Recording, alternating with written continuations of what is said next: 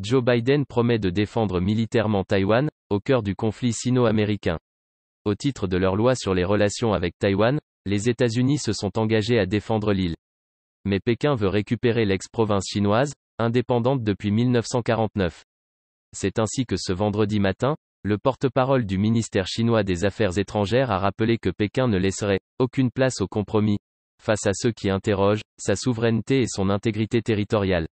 C'est la dernière des réactions dans un dossier qui tend les relations déjà très complexes entre la Chine et les États-Unis.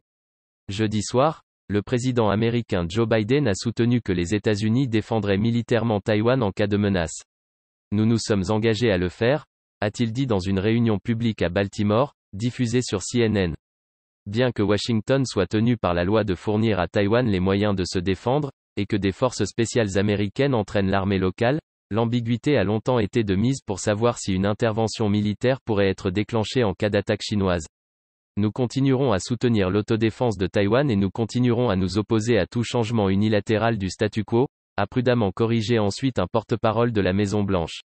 Lors de cette réunion publique, Biden a déclaré qu'il ne fallait pas s'inquiéter car la Chine, la Russie et le reste du monde savent que nous sommes l'armée la plus puissante de l'histoire du monde. Ce dont il faut s'inquiéter, c'est de savoir s'ils vont ou non s'engager dans des activités qui les mettraient dans une position où ils pourraient commettre une grave erreur, a-t-il poursuivi. Je ne veux pas d'une guerre froide avec la Chine. Je veux simplement que la Chine comprenne que nous n'allons pas faire marche arrière, que nous ne changerons aucune de nos vues.